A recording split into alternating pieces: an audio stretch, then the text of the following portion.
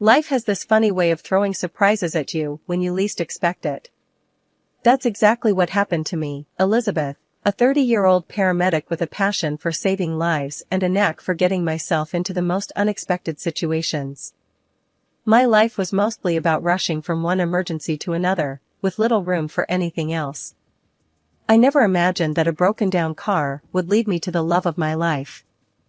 It was a scorching July afternoon, and there I was, stranded on the side of the highway, staring at my car's smoking hood like it would magically fix itself if I glared hard enough. That's when he showed up. Jack, with his easy smile and hands that seemed more suited to holding a beer than a wrench. "Need a hand?" he asked, walking up to me with a confident stride that somehow didn't match his casual attire. I must have looked like a mess, hair sticking to my forehead and frustration written all over my face. "Unless you can perform miracles, I doubt it." "This piece of junk hates me," I shot back, more out of my day's frustration than any real annoyance at him. Jack chuckled, a deep, hearty sound that made me take a second look at him. "Let's not call the exorcists yet. I'm pretty handy with cars. Let's see what we've got." I watched, half in disbelief, half in admiration, as Jack rolled up his sleeves and dove into the task. His hands moved with a certainty that was mesmerizing, and I found myself hoping he wouldn't fix the car too quickly. "Looks like your coolant hose decided to call it quits," he said, emerging from under the hood. "I can patch it up enough to get you to a shop." "Thanks, I don't even know what to say." "I'm Elizabeth, by the way," I stammered, extending a hand that he shook with a grin. "Jack. And don't worry about it.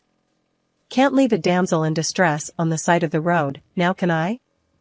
As he worked on my car, we started talking. The conversation flowed easily, like we'd known each other for years.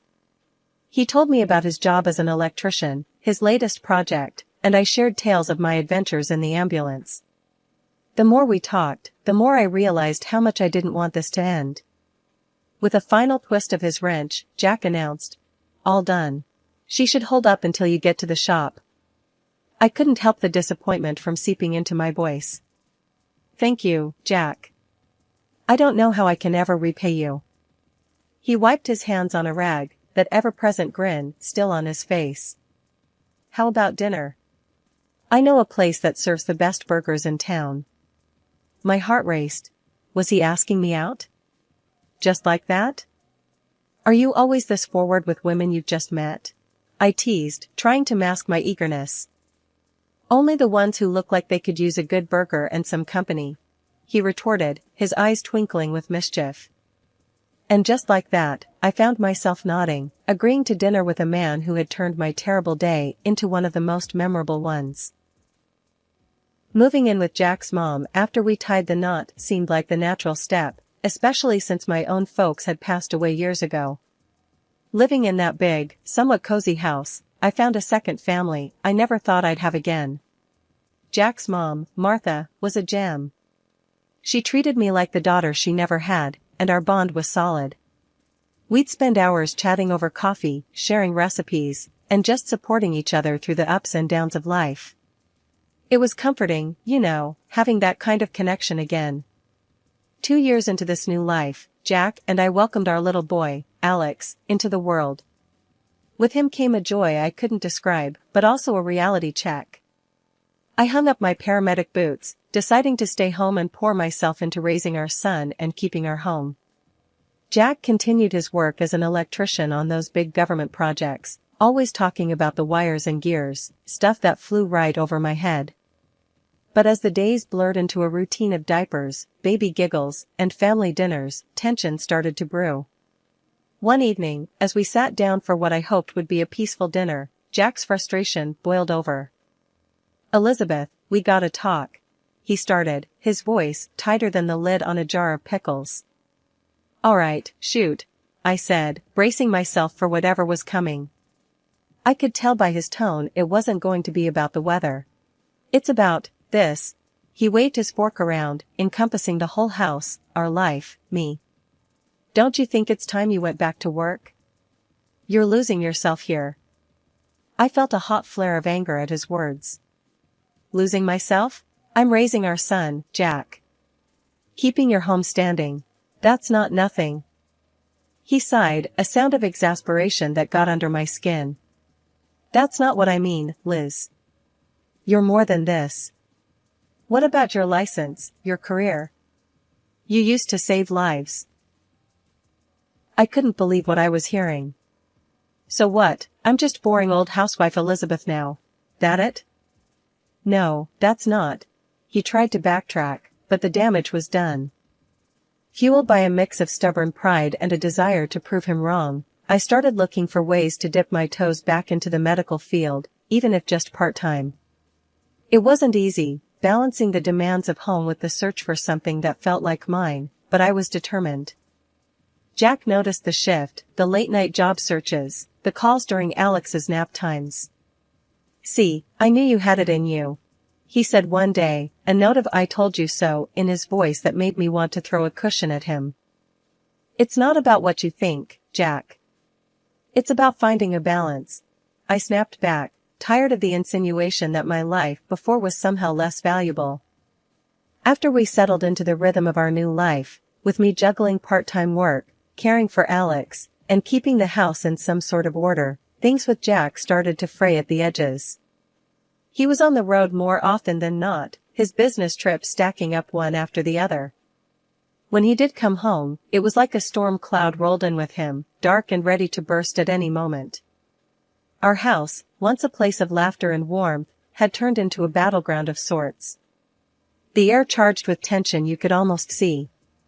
Jack had complaints about everything, from the way I made his favorite spaghetti to the way I spoke, even going as far as to pick at how I dressed and how I was raising our boy.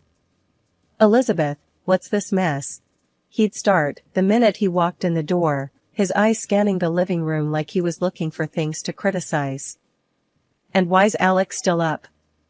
He should be in bed. I tried, God knows I tried, to keep everything perfect, to keep the peace. But nothing I did seemed right in his eyes. I'm doing the best I can, Jack, I'd respond, my voice tired from the endless dance of trying to please him. Alex wanted to wait up for you. He misses his dad. Jack's response was always sharp, cutting. Misses me or not, you're the parent here most of the time. You should make these calls, not him. Martha comforted me, saying that Jack was just tired. I wanted to believe her, but sometimes it seemed to me that our marriage was collapsing right before my eyes. The day Martha got really sick was like any other day until it wasn't. I remember getting the call while Jack was off on yet another business trip. When I told him his mom was in bad shape, his reaction floored me. Elizabeth, can't you handle this? You're the medic, he said, irritation clear in his voice. I'm up to my neck in work here. I couldn't believe what I was hearing. It's your mom, Jack. She's really sick. This isn't just some small thing I can fix. With no support coming from his end, I did what I had to do. I got Martha to the clinic, praying it was something minor, something fixable. But fate had a cruel twist in store. The diagnosis was a brain tumor, inoperable. My heart sank. Martha's vibrant spirit didn't deserve this dark turn. As Martha's condition deteriorated, I found myself juggling more plates than I thought possible. Taking care of her, managing the house, raising Alex, it was a balancing act that left me drained. Through it all, Jack was conspicuously absent, his interest in his mother's health seemingly vanished. Eventually, Martha's care needs became too much for me to handle alone. Reluctantly, I arranged for her to move to a specialized care facility. I visited her as often as I could, Alex always in tow. Those visits were bittersweet. Martha, despite everything, remained the warm soul I'd come to love like a mother. During one of our last visits, she took my hand, her eyes filled with a mix of sadness and gratitude. Elizabeth, thank you. For everything. I'm so sorry, for how he turned out, she whispered, her voice barely above a breath. Martha, don't. It's not your fault, I replied, my voice thick with unshed tears. But she just smiled, a weary, knowing smile. You'll see, dear. There's a surprise waiting for you, she said, but refused to elaborate. Not long after, Martha passed away. Jack's absence at his own mother's funeral was the final straw. It was me who arranged everything, me who stood by her grave, saying goodbye to the woman who'd become more of a family to me than my own husband. The world I knew shattered around 2 a.m., when the sound of the front door banging against the wall jolted me awake. My heart raced as I saw Jack stumble in, not alone, but with a woman hanging onto his arm, her smug smile slicing through the dimness of the room. "Elizabeth, get up. We need to talk," Jack slurred, his words soaked in alcohol. Blinking the sleep from my eyes, I struggled to make sense of the scene before me. "Jack? Who's this? What's going on?" "This," he waved at the woman beside him, "is Sheila. She's going to be my wife. You need to pack your stuff and leave. Now." The room spun. "Leave? Jack, it's the middle of the night. Where am I supposed to go with Alex?" I could barely get the words out, my voice a mix of disbelief and rising panic. Jack's expression was cold, detached. "Not my problem. I've been waiting for the right time and now's it. I'm done with you." Fumbling for my phone, I hit record, my mind racing. "Done with me? Jack, what are you talking about? Why do we have to leave our home?" He scoffed, a bitter laugh escaping him. "Our home? No, no. It's my house now. Sheila's and mine. We work together and have fun at the workplace. You should see how we have fun when no one sees us." Sheila, looking around like she owned the place already, didn't hide her triumph. "You heard him. Time to go." I fought the urge to break down. "And Alex? What about your son?" Jack shrugged, his indifference a sharp sting. "He can go with you. Doesn't matter to me. Sheila and I will have our own kids." The words hit like a punch to the gut. I stood there, disbelief and anger warring within me. "Fine," I finally said, my voice steady despite the chaos inside. "I'll leave. But this isn't over, Jack." I hastily packed a bag, grabbed the essentials, and carefully lifted Alex from his bed, wrapping him in his favorite blanket. With one last look at the man I no longer recognized, I stepped out into the night, the cool air a stark contrast to the warmth of the bed I'd just been forced from. That night, after Jack had thrown our world into chaos, sleep was a stranger. I sat in the dimly lit hotel room, Alex asleep beside me, oblivious to the storm raging outside and in my life. My mind raced with a million thoughts, fears, and plans. What next? How could I pick up the pieces of a life so abruptly shattered? I reached for my phone, the weight of it suddenly heavy with purpose. I dialed Lisa, a close friend who also happened to work with Jack. If anyone would understand, it would be her. "Hey, it's me," I started, my voice barely above a whisper, not wanting to disturb Alex's peaceful slumber. "Elizabeth? What's up? It's late. Is everything okay?" Lisa's voice was laced with concern, the sleepiness quickly fading. "No, everything's not okay. Jack, he kicked us out. Middle of the night. He's got someone else, Lisa. He said she works with him and he's going to marry her." The words tumbled out, each one a confirmation of the nightmare I was living. "What? Slow down, Elizabeth. He did what?" Lisa was fully awake now, her tone a mix of shock and anger. I took a deep breath, steadying myself, before continuing. "He brought her home, Lisa. Told me to pack up and leave. And I've got it all on audio. I recorded the conversation." "You did what?" "Elizabeth, that's brilliant. Send it to me. We'll figure this out, okay? Don't worry." The relief in hearing Lisa's supportive words was palpable. I sent her the audio recording, a digital testament to Jack's betrayal. We talked plans, next steps, anything that would give me a sliver of hope in the darkness that had enveloped me. The first rays of dawn were breaking through the curtains of the hotel room when my phone buzzed to life. It was an unknown number, and for a moment, I hesitated. My life had been turned upside down, and I half expected more bad news. "Hello?" My voice was cautious, bracing for whatever was coming. "Is this Elizabeth?" The voice on the other end was unfamiliar, yet there was a warmth to it. "Yes, speaking. Who's this?"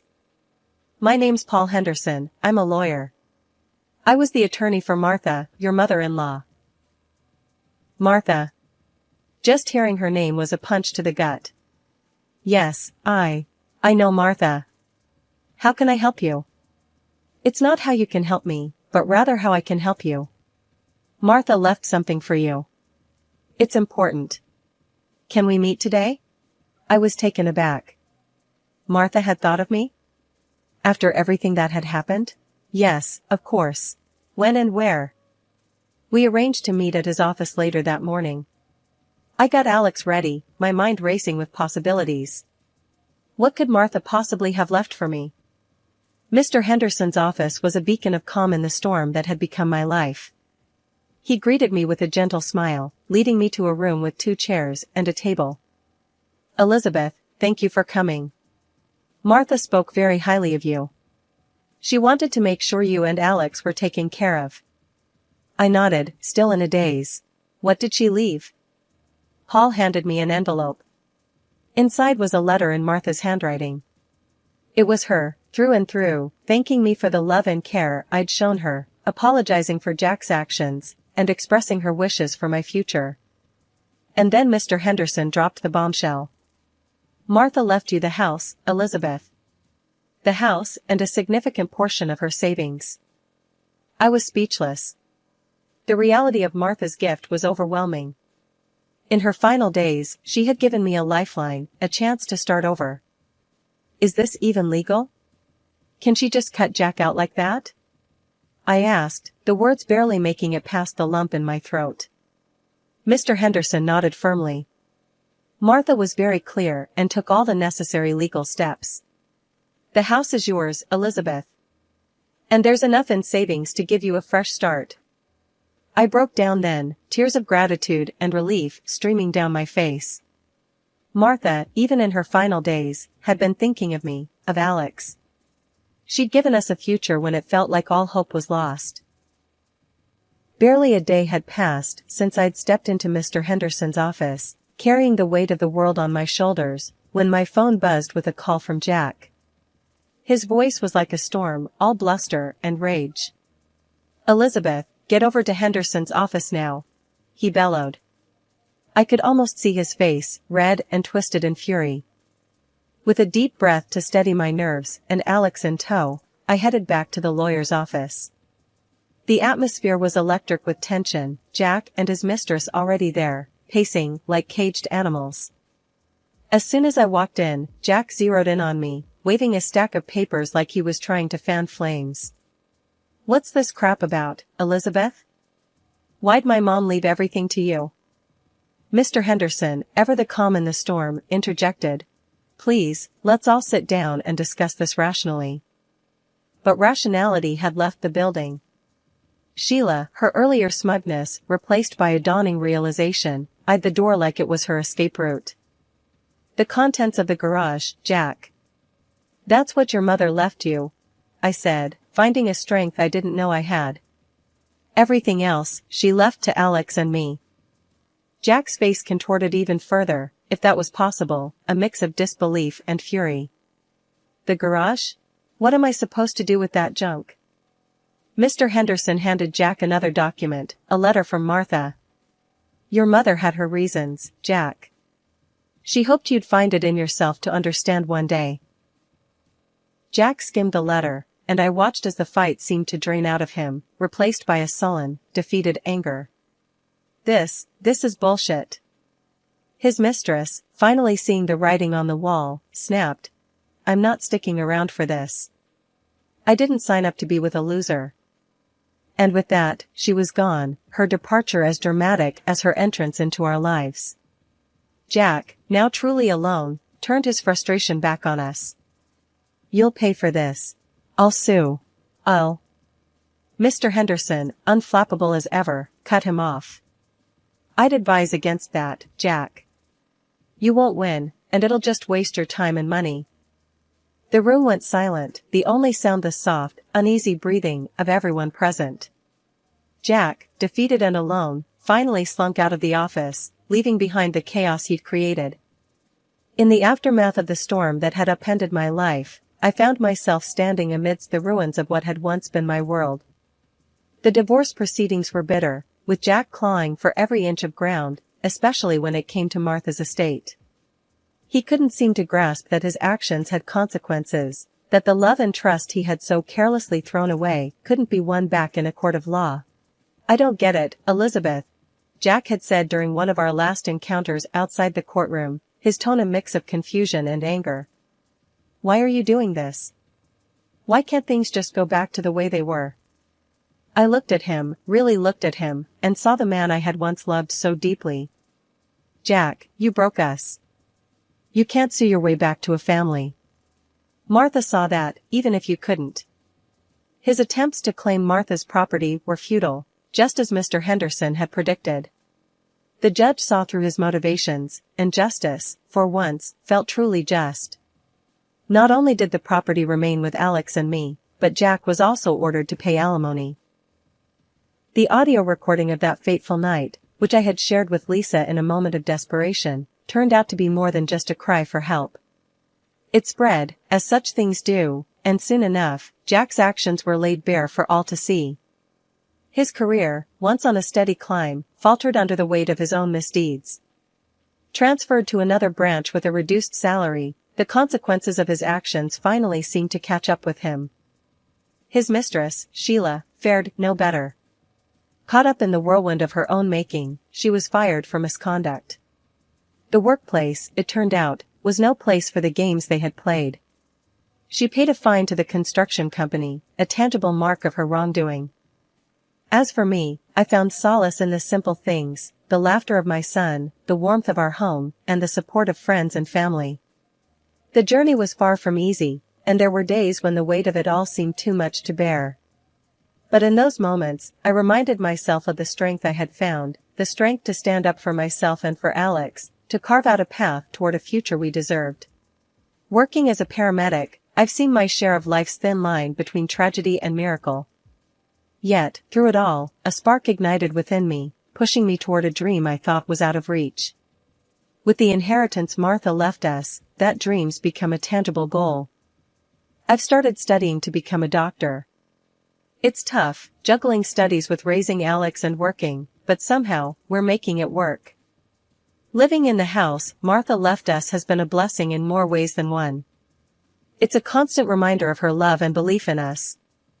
Alex, he's growing up so fast, and every day I see more of the person he's becoming. I've made it my mission to show him there's strength in kindness, intelligence and humility, and bravery and honesty, qualities his father, unfortunately, lacked. I've never badmouthed Jack to Alex. Kids are smart, they see and understand more than we give them credit for. Jack's absence has been a silent testament itself. He's shown little to no interest in being a part of Alex's life, and honestly, we're better off for it. One evening, as I was cracking open the books after putting Alex to bed, he came padding out of his room, a thoughtful frown on his face. "Mom, why doesn't Dad want to see me?" It was a question I'd been dreading, but I was prepared. Sitting him down, I chose my words carefully. "Alex, sometimes people make choices that don't make sense to us. It's not a reflection of you or your worth. Your dad's choices are his own." He nodded, processing this. "I know. I just wish he cared more, you know?" I pulled him into a hug, my heart aching for him. "I know, kiddo. But you've got me, and I've got you. We've got enough love for 10 families. Plus, you've got an army of people who adore you." Alex smiled, a bit of the weight lifted from his young shoulders. "Yeah, I'm lucky, huh?" "You bet," I said, tucking him back into bed. "Now, let's try and get some sleep. We've got a big day tomorrow." As I returned to my studies, I couldn't help but feel a surge of determination.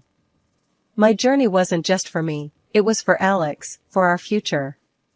Becoming a doctor wasn't just a dream anymore, It was a path to making a difference, to showing Alex that no matter what life throws your way, you can rise above, you can succeed. Jack's decision to remain distant might have been a blessing in disguise. It allowed me and Alex to build a life without the shadow of his choices hanging over us. We were free to grow, to heal, and to find joy in the everyday moments.